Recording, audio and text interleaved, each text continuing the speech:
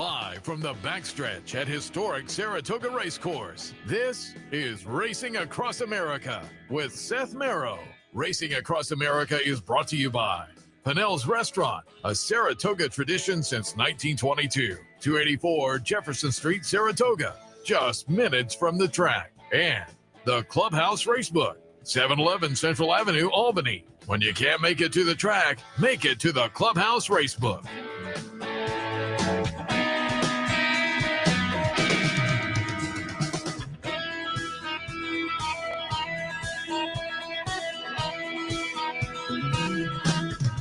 Good morning and welcome to Racing Across America, live on this Thursday morning from our Clare Court location in Saratoga. Another warm day, but a nice day so far. Has been a lot of activity on the front side. Not so much on Clare Court this morning, but there has been a lot of activity in front of us, and you can join the activity this afternoon if you come by. The Rick Violet, the stakes race this afternoon, also New York Thoroughbred Aftercare Day, so you can get introduced to some of the organizations that do that good work. So make your plans to come on up. We'll talk about all of that coming up a little bit later on. We'll get some picks from our man Kevin Cox, the Brooklyn Cowboy. Before that, he's in the green room right now. Dr. Ed Messina, member of New York Thoroughbred Horsemen's Association, and he was kind of one of the forces that helped put together this New York Thoroughbred Aftercare Day. So we'll talk a little bit about that. He's also a pedigree guy. We'll hit on some of those topics as well. But as usual, on a Thursday, in the rotation for the Daily Racing Forum, it's our friend Mike Welsch. Mike, good morning.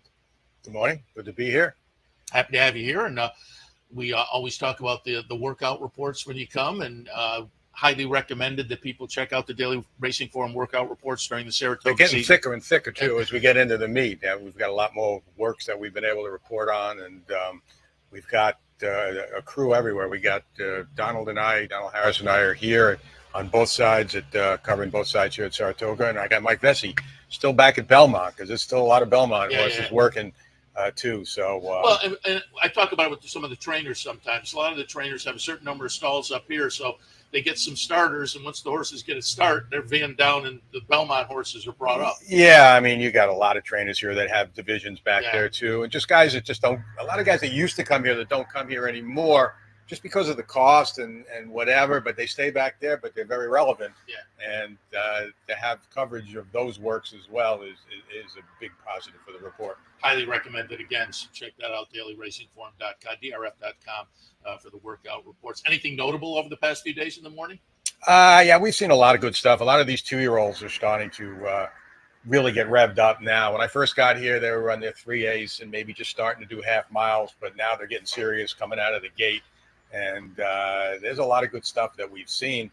The toughest part is when you get some of these horses that are working well, they all get in the same race. And, what do you do? But in a lot of those races, the start, the post positions, and a lot of it that ultimately determine the outcome. But, we're going to have more and more better works to share. And then these horses are going to start showing up in the entries. So if there's ever a meet that the workout report is really relevant for, I think it's here because of all the 2-year-old races and all the good 2-year-olds that you get to see here during the course of the summer. And I always say, you can look in the forum and see the bullet and see the time and whatnot, but it's what's the saying? It's not how fast they work, it's how they work fast. And you guys know in company, and that's always we try to note who they work with as well, and mark down if the horse they work with maybe is already run and they've accomplished this or whatever. So, I mean, that's a big plus too when you're handicapping these kind of races. I thought you would the West Point. Yeah, he had worked well and ran to that work. We've got a few already that have won off of big works. A lot of them have been shorter prices, but they have run to those works. And, I just think you're going to see more and more of that as we move along. And just we'll do a little preview in a moment. Let's do a little review. Going back to last weekend, you covered the Bowling Green. We'll show the stretch run here. It is Farbridge getting it done. Next day, we had Randy Sarfon in the winner's circle. He had on the yellow suit. He stood out there, but a fun conversation with him the next day. But Farbridge is clearly stamping himself at the top of this older male division on the turf. Yeah, this was a pretty good spot for him. He stood out on paper, and he ran to it. I mean, he was much the best in here, and we'll just set him up. I think it goes back from the Sword Dancer, which he won last year, and he's just one of the stars of the division. There's no doubt about it. Yeah, Miguel Clement trainee for LSU. Miguel's State. done a great job Yeah. too, and he's a super good guy to work with. Also, just like his dad was, he's very. He's a good interview after the race. His dad was great, and he is too. Yeah. All right, let's take a look in preview, and we're going to start by looking at the Rick Violet Stakes, appropriate on New York Aftercare Day, the Rick Violet Stakes. But when you sat down, you mentioned Rick's name, and I think one of those guys like Christophe Clement, a New York fixture, and certainly has been missed. What are your memories of Rick? Yeah, Rick and I went back a long way. He was probably my closest friend on the racetrack up until his passing. I mean, we started in Boston together, and my wife actually worked for him as an exercise rider and assistant trainer. And I did not know that. And then as his executive director when he was president of the HBPA, and so he was close to both of us, and it was just such a tough loss to lose Rick. He was a great guy and a great advocate for not only the Thoroughbred retirement program, but for the horsemen too. He worked tirelessly to try to get the best that he could for the horsemen when he was president there. So it was a huge loss for everybody. Yeah, it was when Rick passed. Enjoyed getting him in, and appropriate. There's a stake named after him in New York, and B, it is on Aftercare Day. But let's take a look at this afternoon's feature. Third race today is the Rick Violet, mile and 16th on the grass. I pulled up a replay going back to the Belmont meet up here. We're going to see Outsource get it done for Tom Morley. First off the claim, paid well over $100. First off the claim and tried the turf. I thought it was interesting, maybe a little player today. I put Smooth Breeze on top, getting back to the turf after the dirt try last time. Leon Blue, intriguing to me. Sounds like a plan. Up the bullet work. Fun race. What did you see in the bio? Yeah, look, Outsource benefited from the pace scenario and returned quick dividends off the claim. Big price, obviously. He won't be that big a price in here, but he still might get that kind of pace setup because you have Leon Blue and Sounds Like a Plan back in here again. They were the ones that sort of set that up. Sounds Like a Plan comes back with blinkers on today off a pretty fast work. It'll be interesting to see how the early pace scenario plays out, but they should set it up for Smooth Breeze, who's going to sit from an outside post with Pratt back aboard. Should sit a dream trip, and I just loved his last work over the turf here on June 30th, 2 weeks after. He ran huge in an off-the-turf race, and trainer George Brew admitted he ran better than he thought he would on the wet racetrack, and then he came back with a terrific work. So he won't be a big price, but I think he's definitely the horse to beat. Yeah, I'm with you. I put that one on top as well. But there are a couple others in there that are interesting. Fun race that'll begin the 3rd this afternoon. Over the next couple of days, as is typical up here, plenty of good stakes action. And on a Friday, have a nice grade 2 that defines Saratoga. And this is a nice grade 2. The Shoe V tomorrow afternoon, $200,000 for the ladies going 9 furlongs. I pulled up a replay of Raging Sea winning this race last year with a really similar scenario. Ran 4th in the 5th last year, came back and won the Shoe V. This year comes in off a 3rd in the 5th. So Raging Sea, very dangerous, dazzling move with the early speed. Also an interesting player, Leslie's Road for Todd Pletcher. You obviously draw a line through the last race, but intriguing as well. And Chad also has Pride's Crossing. What did you see in tomorrow's Shoe V? I mean, Raging Sea is going to be the odds-on favorite, no doubt. I mean, you can maybe throw a line through the Phipps. He got knocked around early, fell way back off the pace, and just had too much to do over the sloppy racetrack. Granted, she had won in the slop before, but she's, if not the leader of the division, right up there, and you're just going to give her a mulligan. There should be plenty of pace for her today. You've got Leslie Rose, Dazzling Move, Malibu Beauty. They're going to assure that things are going to be honest up front. So Raging Sea to me is definitely the one to beat at the short price. If you're looking for a real bomb to maybe finish out an exactor in here, her stablemate, Pride's Crossing, on paper, totally overmatched here. But the two of them work together coming into the race, and Pride's Crossing really held her own with Raging Sea. Okay. I mean, her credentials, obviously, she's going to be a deserved long shot here. But if you go off of that word, maybe she's sitting on a big effort and can sneak along late and pick up some pieces in here at a big price. Was that the July 11th mark? Yes, it was the July 11th work. I mean, it might be on XP if you want to pull it up and watch it, but she hung in there right every step of the way with Raging Sea. So it's a big difference from a half-mile work and a race like this. And the class of Raging Sea is obviously going to probably carry the day there. But it's something to take a look at anyway if you're looking for some value in here. Yeah, and it's the other Chad. And we've seen that a lot. A lot of the other Chads at big prices. We've seen that scenario here. I'm not saying she's going to beat Raging Sea, but she might outrun her odds. Yeah. Chad Zacta, as it were, is not unusual. All right, and on Saturday we have 3 stakes, all interesting. Kick things off Saturday in the 9th with the Caress, $175,000 for the Fillies and Mares sprinting 5.5 on the grass. I pulled up a replay of the Intercontinental back here on Belmont Stakes weekend. It's going to be Pipsy getting it done for Will Walden. That one's obviously off of the race we're watching is very interesting. Zeitlost at 8-1 on the morning line for Steve Asmussen, trying the turf again, has tried the turf a couple of times in the career. But Zeitlost to me is really intriguing in here as well. What did you see in the Caress? I see it as a very, very wide open race, as these turf sprints usually are. The break and the pace scenario and the trips are so important. There's so little separating the top choices in here. This is a head scratcher for me. It's a race I'm going to watch and not play. If you're looking for a horse coming off a pretty good work, Obstreperous blew out really well for the race, but this is a tough spot for her, especially way out. Like she is in the extreme outside. So I'm gonna watch and enjoy this one. But this is the kind of race, if you run it several times, you're probably going to get several different results depending on the trips. Future is Now, I think, is a player for Mike Trombetta. But as I say, Zeitlos to me is one that I may play around with. Yeah, Future is Now just got beat by Pipsy last time. The horse is running great since she joined in with Paco. I mean, she's just been a model of consistency. She's going to be close up. It's just a matter of how that trip is going to work out for her. If she gets caught in between horses, if she can, maybe get a clear pace, a clear position behind some speed. But Paco's going to be riding her hard to the wire, and he's having an unbelievable year. He's the leading rider in the country right now in total wins, believe it or not. I mean, if you ask that question to some, not believe it or not by his ability, but you wouldn't think that he would be ahead of Irad or Jose and some of these others, but he's having a terrific year right now.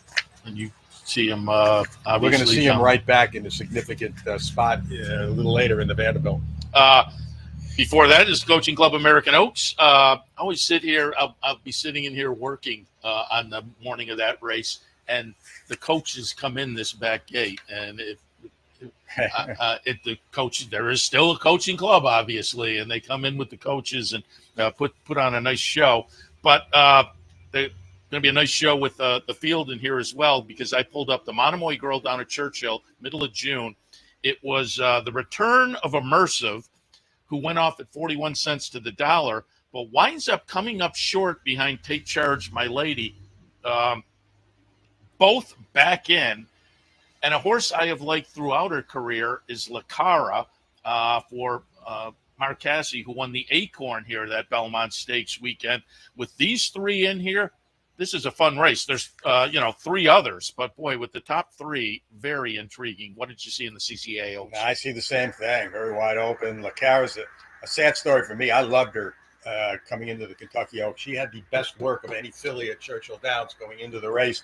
She got hooked up in a ridiculous speed duel, and that was the end of her. And then she came back in the Acorn, and of course I didn't bet her then. She got loose on the lead and won easily, but I'm not so sure she's going to get loose on the lead as easy in here. You can make a case for a lot of them. Scottish Lassie's training terrific, coming off a pretty good effort in the Acorn, which was run over a sloppy track. This is third off the layoff for her, so you can make a good case there. Take Charge, the lady worked really well over on the training track, prepping for this race, coming off that win in the Monomoy Girl. And Dry Powder is a little bit giving away a little bit on experience, and maybe later down the line when she'll be ready to perhaps compete a little better with this group. But I loved her last work too. She worked with an older horse called Nelson Avenue and was better than Nelson Avenue. So she's coming into the race in top form. Whether she's good enough, at least at this point of the campaign, remains to be seen. But I don't know if I'd want to take too short a price in this wide open mix, which Immersive, I'm going to guess, is going to be the short price favorite. Yeah, it's going to be interesting to see. La Cara, as I say, I've liked her throughout the career. But Mark Casse, I think even coming out of the race the other day, was still saying nitrogen for the Alabama. Yes, that's what he's planning to do. He's got to give her a shot. That race she won here, the off-the-turf race during the Belmont Stakes, her sheet number was by far the best number she's run in her whole career. And off of that, he's got to give her one shot on the dirt, and I don't blame him. But and Mark Casse is one win away from career win 4,000. We'll see if it happens today. It may not even happen here. I mean, he's got horses running everywhere, but and it's going to happen pretty soon, if not sometime this afternoon. Yeah, I think he said, given it's tied in up in Woodbine, he has, his heart is up in Woodbine a lot, and in the Hall of Fame up there and the Hall of Fame down here. But I think he said he'd love to get the win here. Yeah, I'm sure he would. There's no racing in Kentucky today, so he may not have anything there. He is campaigning at Ellis Park as well, but Woodbine is running. And Thursday at Woodbine, maybe a later afternoon, so he may get his shots earlier. Yeah, maybe he can. Yeah, he can do it here first. And finally on Saturday, the aforementioned Vanderbilt Grade 2 event, they're sprinting.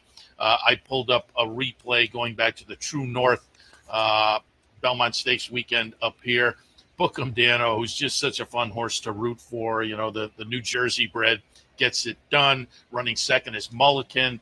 They are both back on Saturday in the Vanderbilt. As is Nakatomi, who was in fourth here, but he broke terribly in this race. Put a complete line through that race for Nakatomi. He won this race last year.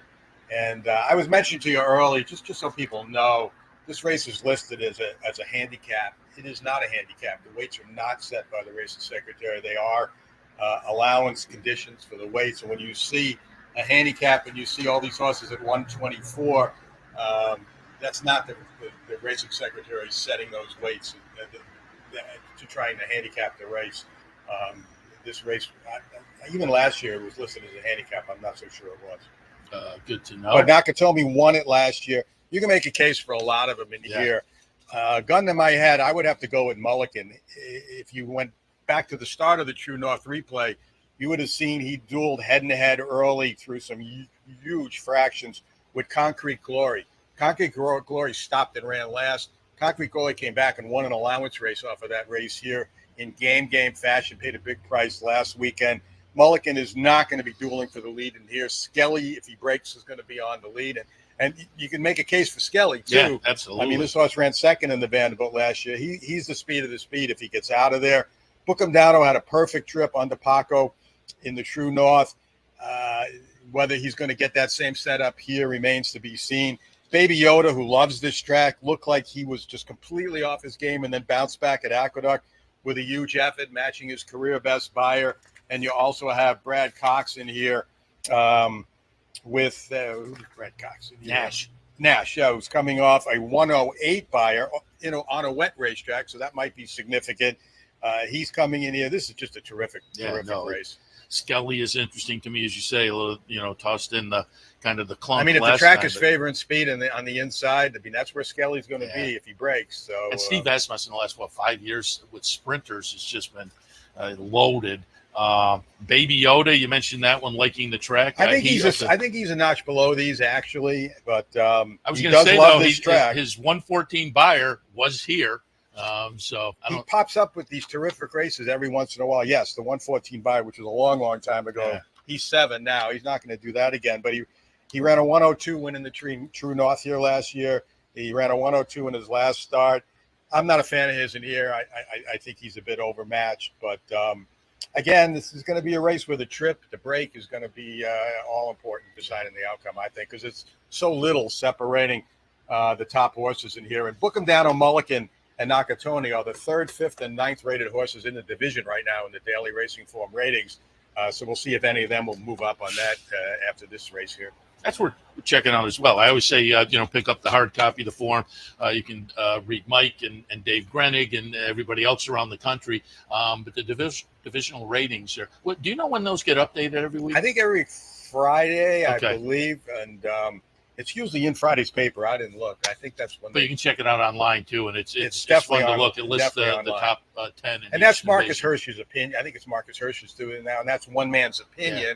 But Marcus is pretty sharp, and it's probably pretty close to the majority opinion in most of those divisions. The sprint division's a little tough to figure. There's not a lot separating 1 down to maybe 8 or 9 in there. So, and it'll change this weekend. And the older division was hard to figure out last year because they weren't any good. But this year, that is different. This year, the handicap division is fun and kind of loaded. So, Mike, I always appreciate the visit. As I say, you can pick up the hard copy, certainly around town during this season. But if you're online or you're watching from out of town, drf.com, highly recommended as well. And keep in mind the workout reports during the meet, very important. A nice extra tool in the toolbox that not everybody has. So maybe you get a little edge there. Mike, appreciate the visit. My pleasure. All right, we'll take a break. As promised, Dr. Ed Messina will join us. Again, we'll talk a little aftercare day, a little pedigree, and more. All of that right after this. Stay tuned.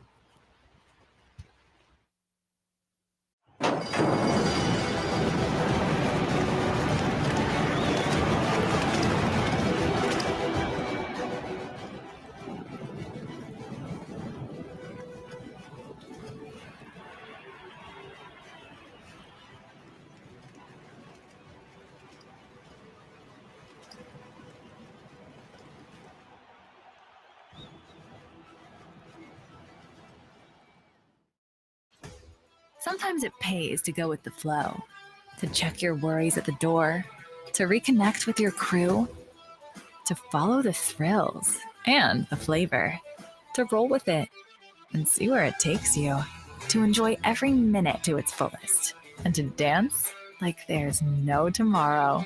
You can do that here at Rivers Casino and Resort Schenectady, where the good times flow. For centuries, the bond between horse and human has been forged in trust and hands-on care. Thoroughbred racing is combining that tradition with cutting-edge technology to raise our standards even higher. New investments in wearable biometrics, advanced imaging, and AI help optimize our safety programs. That opening quarter mile was a quick one. Every day, a commitment to improving their care. So win or lose, it's safety that runs first. To learn more, visit safetyrunsfirst.com.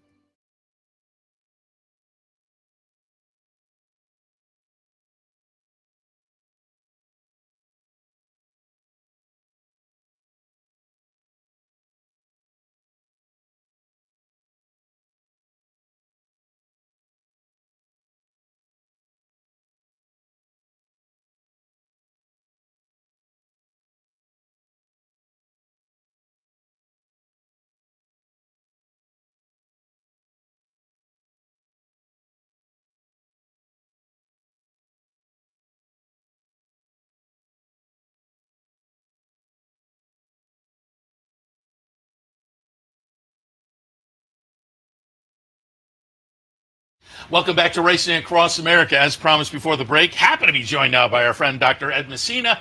Had the doc on TV last year, a couple of years ago? 22. Oh, wasn't that far? And had a fun time talking then, some pedigree and whatnot. And my next guest and some other folks came in the tent, big fans. And so, and from the day we had John, I know there are other fans. It was a fun interview and got some nice feedback on that, and looking forward to the interview today. So good morning. Good morning to you and to your wonderful audience. In fact, I would like to make the comment about your audience, because after that show, when I walked around the paddock area and the grandstand, people saying, hi, Doc, hi, Doc. I didn't know who they was. Eventually, I had the courage to ask one of them, how do you know me? I don't remember you. He said, I saw you on the Seth show. Excellent. As I say, I got great feedback too. Now you know my life, though. I'm in the supermarket a lot of times, and somebody's rolling the cart, and they're looking at me like, did I go to school with that guy? And I say, OTB TV. Yes, that's where they got you, right? It's fun. We'll talk a little pedigree because obviously you have a vast knowledge of that. But one of the reasons I wanted you on this morning, we had Rick Schosberg last week to talk about it. But since it is New York Aftercare Day today, I want another reminder for people. If they're thinking about coming up, it's a great day to come up and be introduced and recognize the organizations that do the great aftercare work. And as I understand it, you were one of the kind of the driving forces behind it. What was the impetus for putting a day like this together to recognize those aftercare groups? Well, it was to honor the energy and the efforts, most particularly of Rick Violet, as you should know. But also the owners have to be recognized, because a lot of the monies that go into the aftercare comes from assessments of purse money, and also during claiming there's another assessment. So those monies come from the owner's pocket and go into the aftercare process to support those horses that we retire. And would you agree? I always say it's become justifiably an issue that has really come to the forefront the last 10 years or so in the industry. And so, as I say, justifiably, I think it's a good thing. And really, you and the other folks at NYTHA, New York Thoroughbred Horsemen's Association, have kind of taken that and made an initiative. You're really rallying around, justifiably so, as I say. Exactly. We have two basic programs. One is called Take Two, and the other is Take the Lead. And horses are retired, but there's a screening process before they're accepted for that retirement. They have to be sound of mind and body. They undergo a sort of a de-excitement phase, because the excitement of racing and training is still within them, and intuitive with them. So we wind them down. And then based on certain criteria established by the Aftercare Alliance and by the American Equine Practitioners Association, there's a screening process for both the horse and where these horses are going to go, those installations and facilities. They must meet requirements for healthcare and management, and have the necessary physical facilities to take care of these retired horses. And Rick made the great point when he's in here, and other folks have done as well. Sean Clancy I've had in here talking about similar types of things over the years. Make the decision, race early rather than race late. Get your horse out and nice healthy retirement, or maybe even a second career. Mm-hmm. Well, that is one of the purposes for these programs. Yes, there is a retirement for some horses that can't be repurposed by virtue of age. Horses are retired because of lack of competition, or they're so slow they can't even outrun me, which is somewhat easy to do at my age, as you know. I bet on some of those horses. Yeah, I've owned some of them and bred some of them. I got news for you. But we all have that experience. We have great horses and great memories, and horses that are not quite competitive. And you have to go with that, because that's part of the game. Yeah, that is part of the game. Yeah.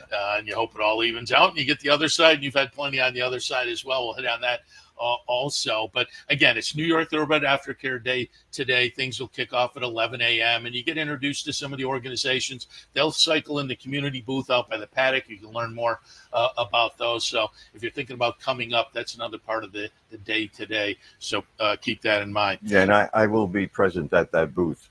Oh, okay. And hopefully soliciting donations. There you go. Which is part of the whole process. Talk a little bit about your background, because looking up bio information, you are a doctor of physiology, but remember that. Then transitioned over or overlapped for a while on the horse side of things, pedigree and whatnot. So I'm curious, did being a doctor of physiology translate into horse physiology and pedigree and whatnot? Well, I utilized my education at medical school for my PhD in medical sciences. So I was exposed to nutrition for humans. I was exposed to genetics for humans. But then I developed my interest early on as 8 years old, if you remember my board and horse stories, during World War II, when they used to deliver the milk, and my fascination for this horse.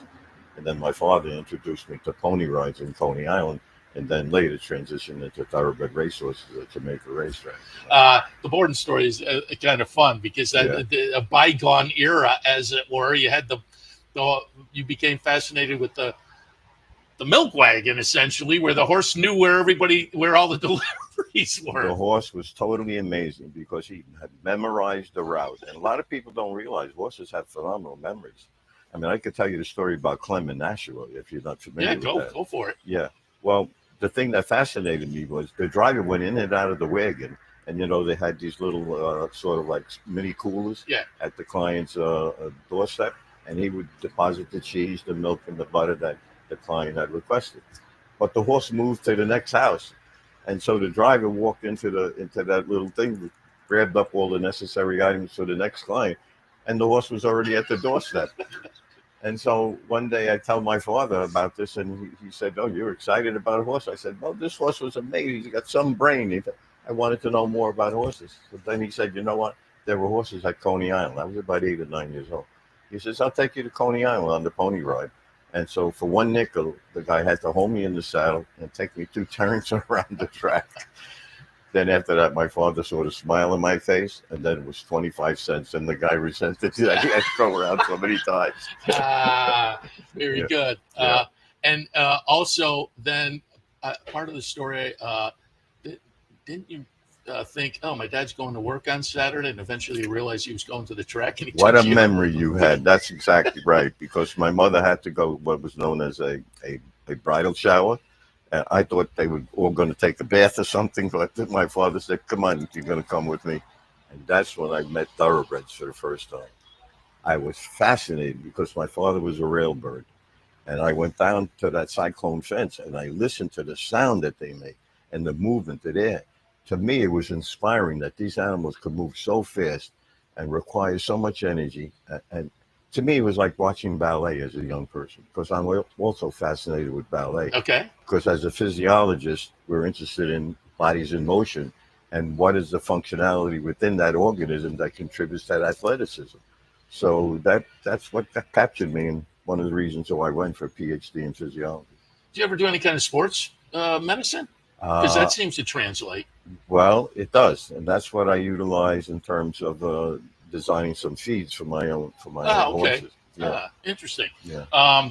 In fact, when I first ventured on the racetrack, I was a vitamin salesman representing some commercial. But that was my way to pay for my graduate education and my PhD in medical school. My scholarship was only $7,500 a year, and my rent was $200. So figure out the math where I was in terms of poverty. That's also, you credit PG Johnson with kind of giving you a lot of your background and whatnot. Give a little remembrance to PG, and how'd you get tied up with him? PG is another New York fixture for years. Oh, years. Absolutely. Yeah. And one of the most brilliant horsemen and brilliant person I ever met that knew all of the aspects of horse racing, even the politics, which he was very much a part of in the early days. I was selling vitamins, as I just told you, and I walked into his barn, and he said, "Sit down, kid. What are you all about?" You know, because he was very inviting, very open. You know, he's one of the first people to invite women to become in his barn and work on horses, and nobody gives him that credit, but I know that. I still see it when they run the PG Johnson. His 2 daughters are always up here in the winter Kathy circle. and Karen. Karen, They horse are racing very media. dear people to me because of what their father and their mother did for my wife and myself. Yeah. PG educated me in the pedigree, because I didn't know what pedigrees were as a vitamin salesman, you know, and took me to his home, and in the bottom of the basement was all of the thoroughbred records and all of the blood horses. I'm talking from 1960 on, you know. And he said, "I want to show you something." So, okay. He says, "This is what's known as a pedigree." I said, "Okay," you know, being very blasé and a novice at this. He said, "Can you computerize this information?" I said, "Yes, I can," because I had some computer skills. Yeah. He says, "Well, take all of them." I said, "Where am I going to put them?" You know. So I did. Eventually, I took all of them from the basement, and I did. My wife and my wife was my helper, and we inputted all of the pedigrees up to the 4th generation. Because I had known by that time, because of my medical school experience, that 6th and 7th generations and 5th are not that important because of dilution that occurs. Okay. And so I used the technique of figuring out in the pedigree where the dominant individuals were, where the recessive individuals were, and then most importantly, which of those individuals had the best opportunity of transmitting to the forward generations the positive alleles that contribute to conformation and to athletic performance. Very simple method.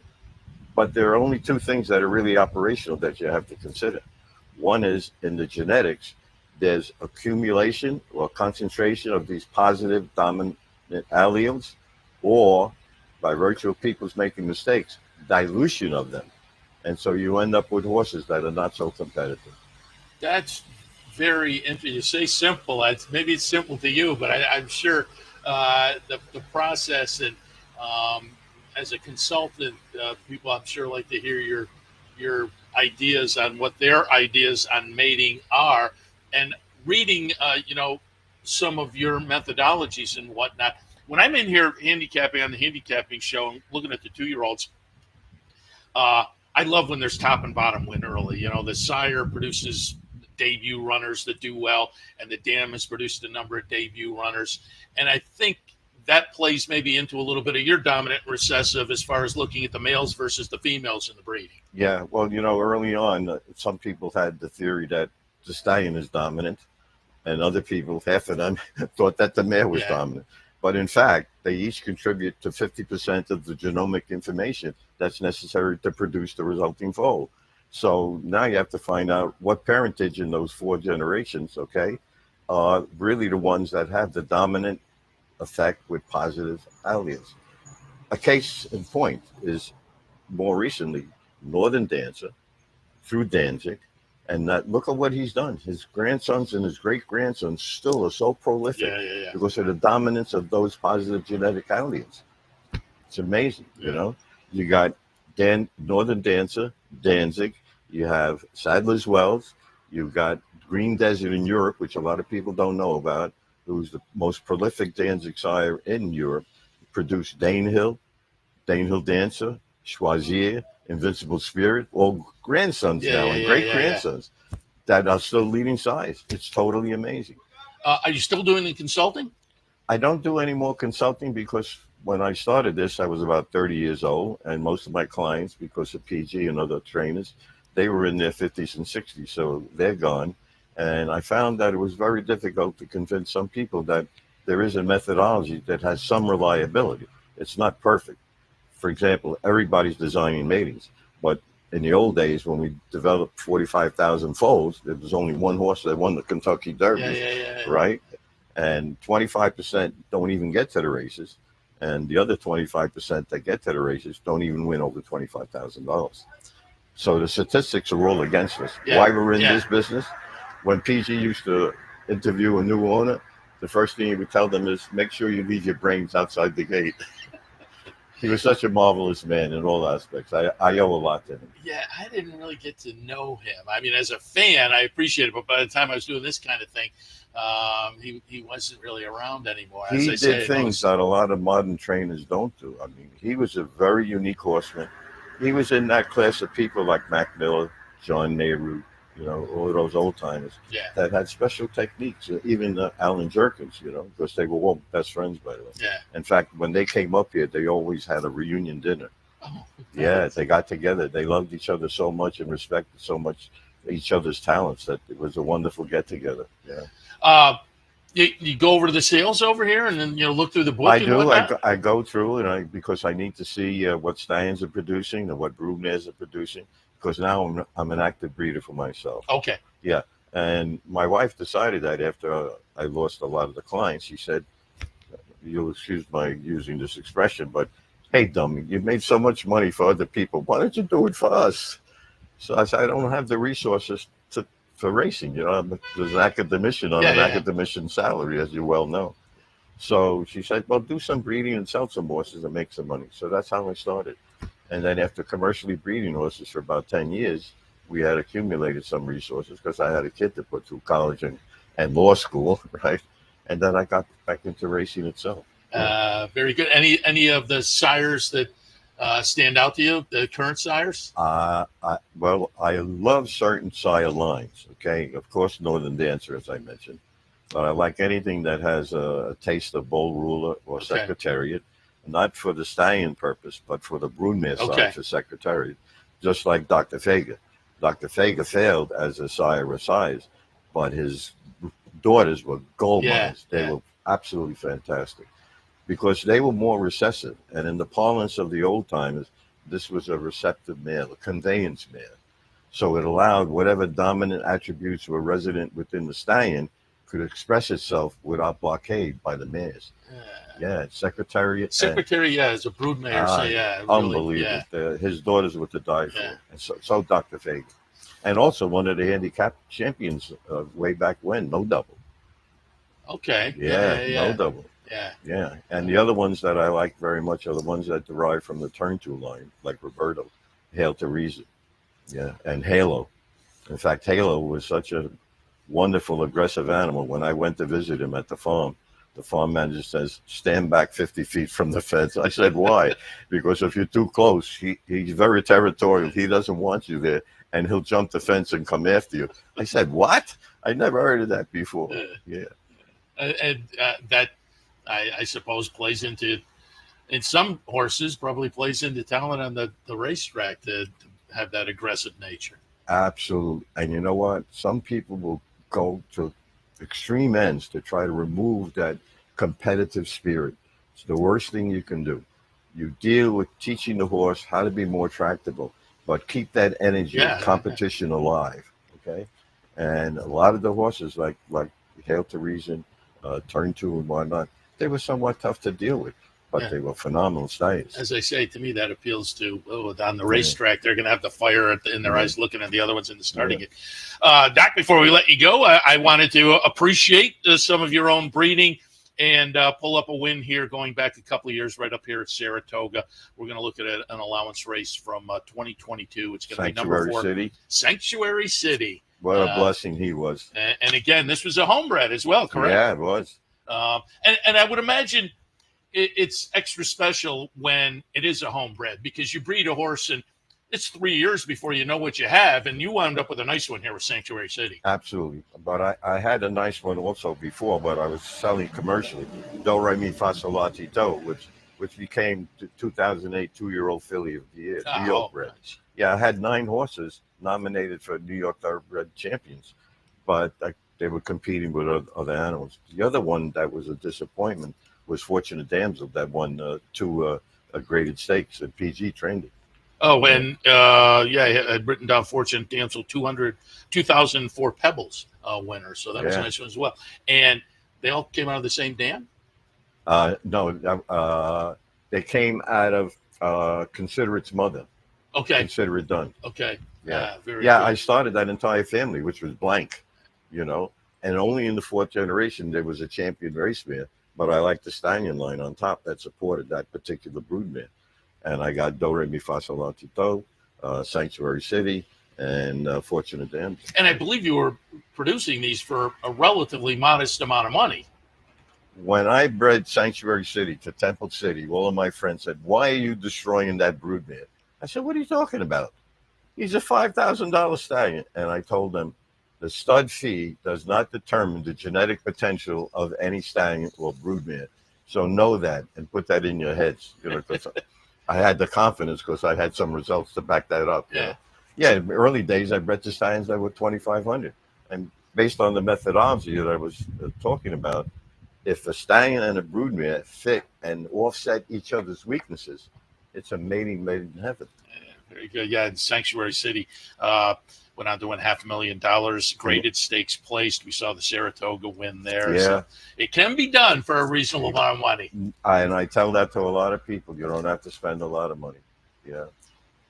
Doc, we appreciate it. I could talk again. I find this fascinating because I'm not that plugged into that side of the game. So to hear somebody kind of explain it the way you do and put it in terms that are understandable, and I find it very, very interesting, and I could continue on for a while, but we have our next guest in the green room. And I have a lot more stories to tell you if you're willing to listen. Yeah, we will. Seth, it's always a pleasure to see you and to be with you and to be with your audience and hopefully provide them with some insight, some humor, and some educational information. Yeah, and I'm hoping people are as interested as I am, because I think then maybe they will. I say it every year. I say, if you're just kind of getting into the game, go to the sale and pick up the catalog, because I think you can start to realize a little bit about pedigree just from doing that a couple times a year. You see what names are more prominent and appear more often, and that tells you something. They can contribute to passing their genes on to the forward generation. And in a catalog page, you get, you can go back a few generations. So you can. I hate to see a Cadillac page with 6 dams listed. That's the ones I just turned right away.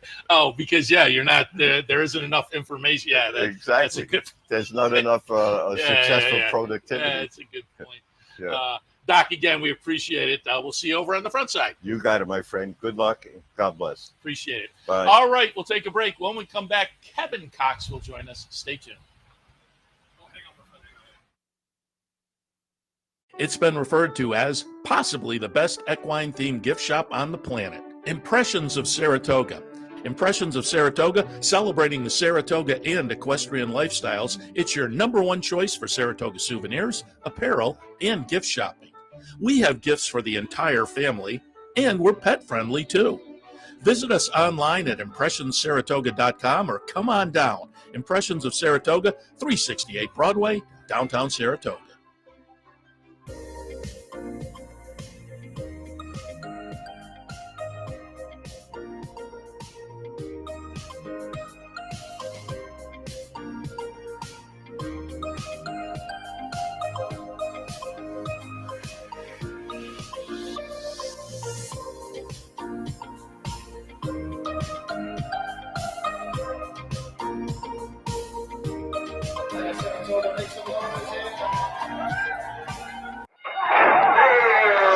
Why just watch the races when you can be in the middle of the action? For nearly 20 years, Bonaventure Stables' share-based ownership program has made thoroughbred ownership affordable for the everyday fan. Ownerships of 5 and 10% are now available on a nice selection of horses. As a partial owner with Bonaventure Stables, you'll enjoy all the benefits afforded every owner. Visit with your horse in the private stable area. Greet the trainers and jockeys in the paddock. And when your horse wins, savor the moment in the winner's circle at Saratoga, Belmont, Aqueduct, or wherever you bring home the prize. Based in historic Saratoga Springs, Bonaventure Stables has been training winners and creating memories since 2005. Learn more, see available horses, and meet our team at bonaventurestables.com.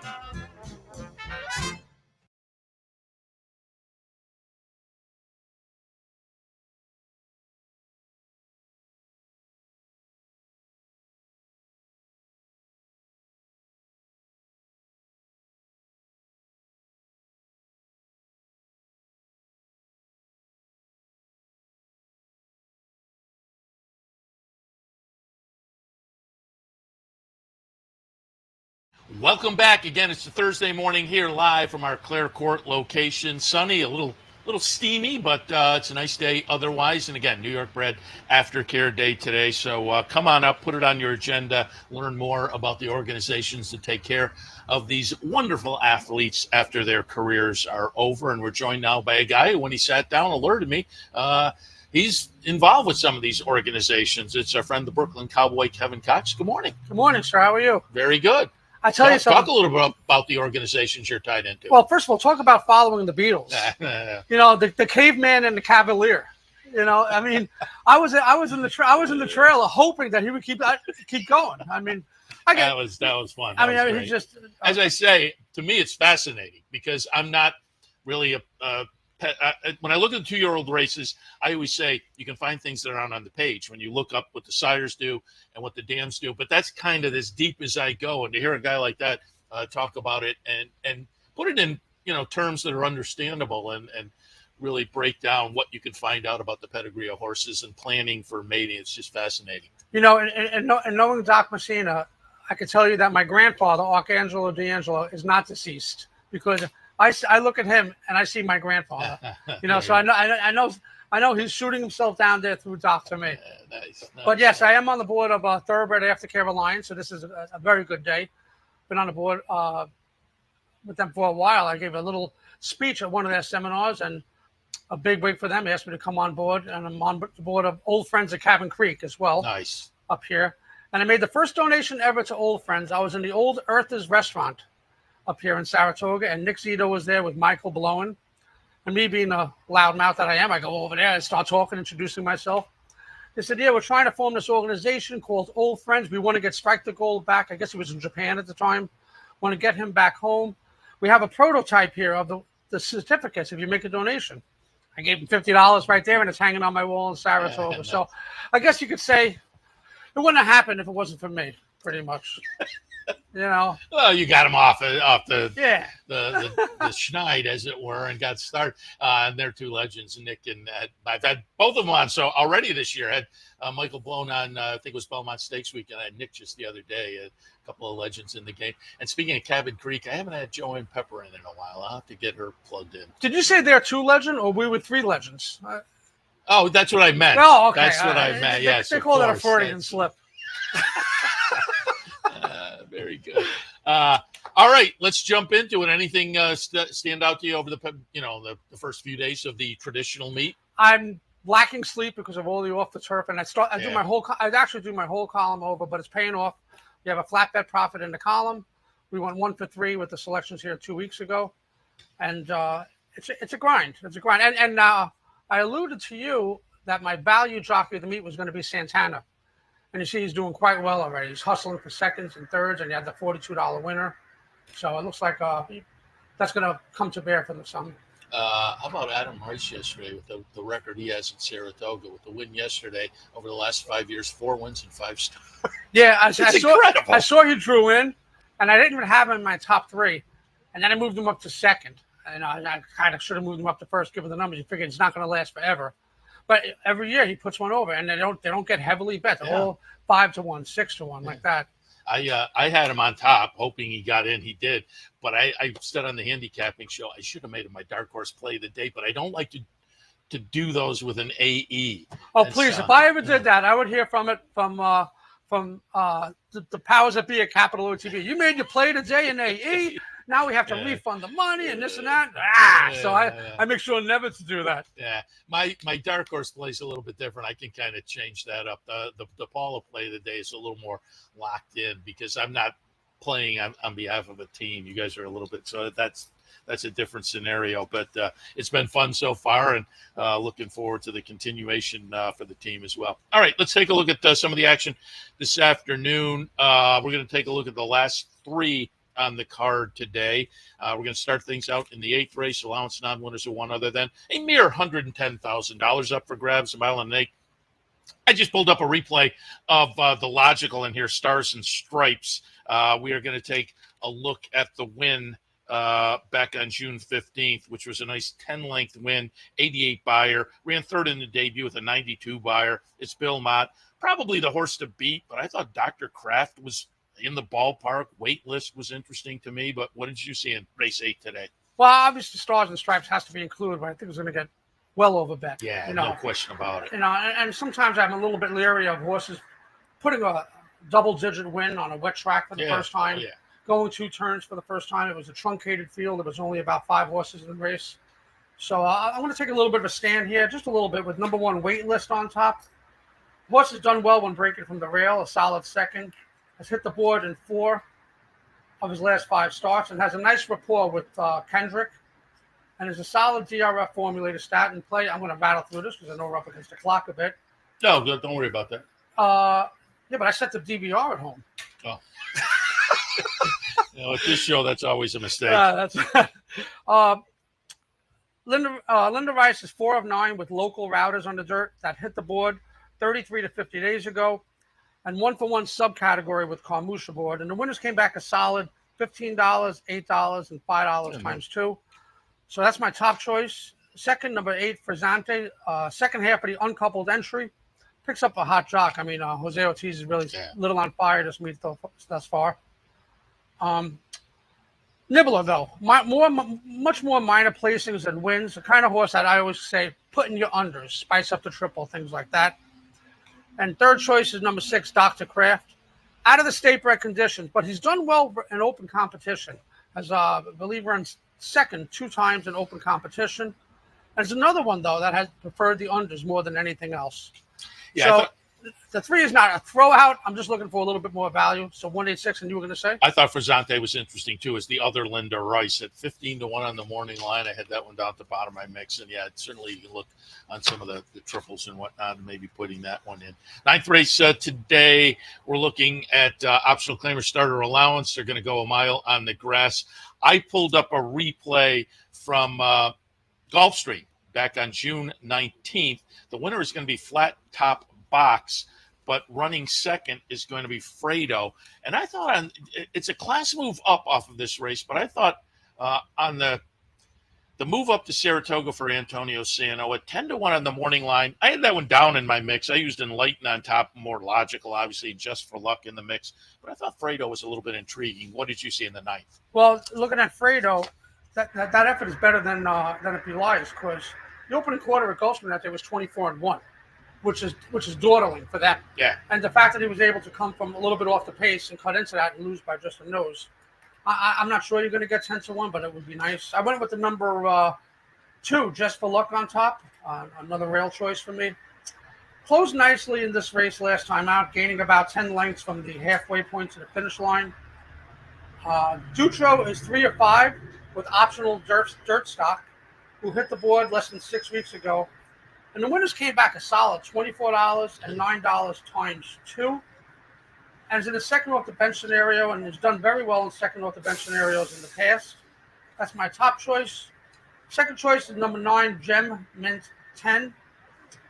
The white flag has been run up on this one, but in reality, with $170,000 in earnings, having been bought at auction for $100,000, they're kind of breaking even on the expenses at this point. When you figure the average expenses, if you ever want to buy a racehorse, it's going to cost you $40,000 a year just to keep the horse in hay and oats. Yeah.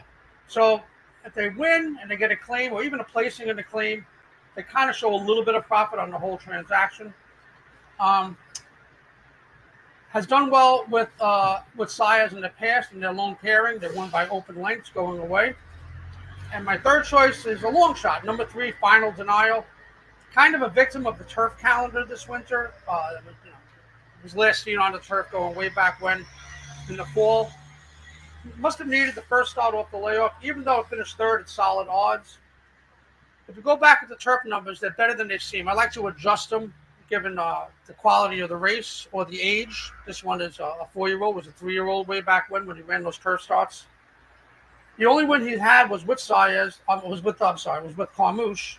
And so we're going to go with the long shot there, 2-9-3 in race 9. All right, and we'll wrap things up about 6:15 this evening. Race number 10 is going to wrap up the action on this Thursday. 5.5 on the grass for state-bred maiden claimers. I pulled up a replay from June 28th. Mayburn is going to be the winner, but running second is Ori. I have that one underneath. I took a little pop with Film Academy on the outside for Mark Cassie in the seasonal debut, moving in for the tag. I thought 80 Gold was an interesting player in here. Kind of a fun way to wind up the day. What did you see in the 10th? Well, it's funny you pointed that out about Ori. Slides in from the 10 hole to the rail. So right off the bat, you say, well, that's good. He's going to save some ground. Finish second in a near identical spot.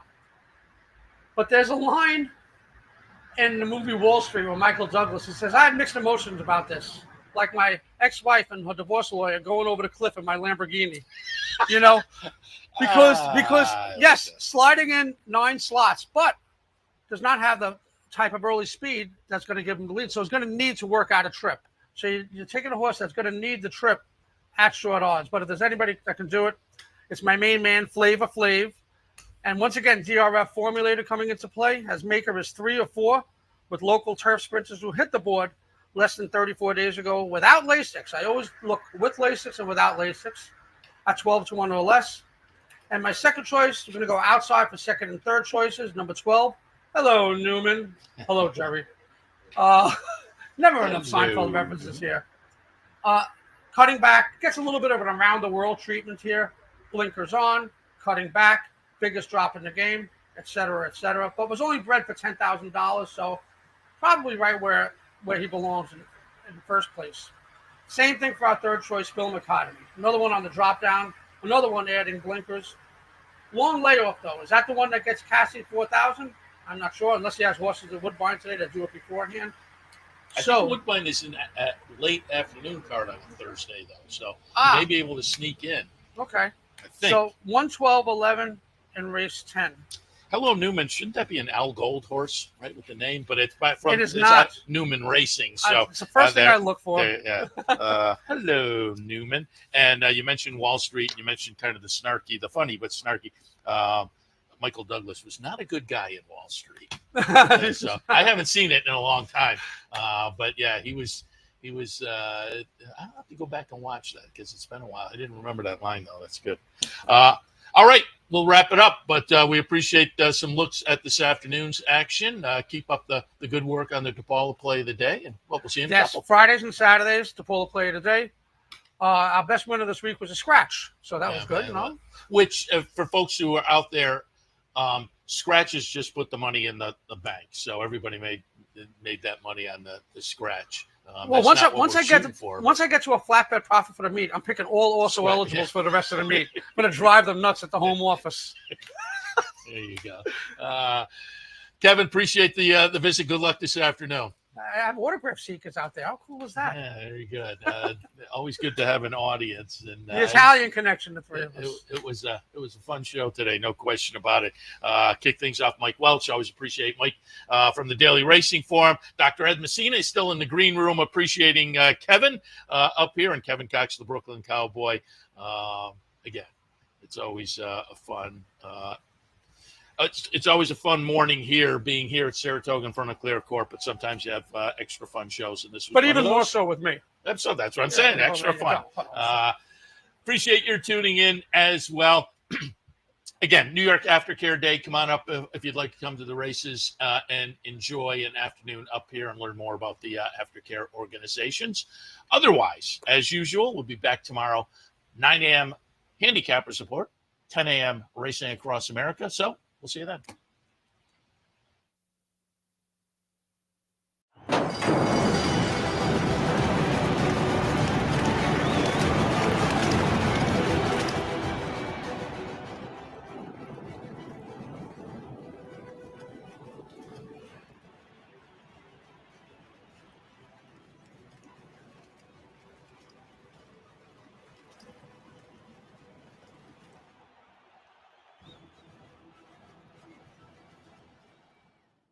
Haven't signed up for a Capital OTB account yet? Now's the time to take advantage of the sign-up bonus. Open up a new account with $200 or more, bet $400 by the end of the month, and receive a bonus $200 into your account. Plus, you can take advantage of everything an OTB account has to offer. Wagering from any device, live streaming, racing info, past performances, online promotions, and more. Sign up today and take advantage of the new account bonus. Details at capitalotb.com.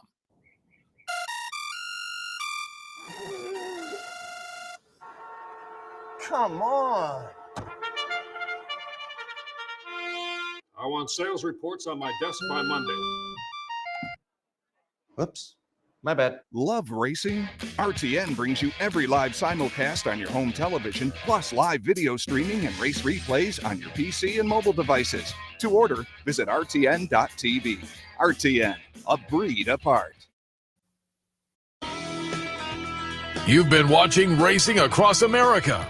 Racing Across America has been brought to you by Pinnell's Restaurant, a Saratoga tradition since 1922. 284 Jefferson Street, Saratoga, just minutes from the track. And the Clubhouse Racebook, 711 Central Avenue, Albany. When you can't make it to the track, make it to the Clubhouse Racebook.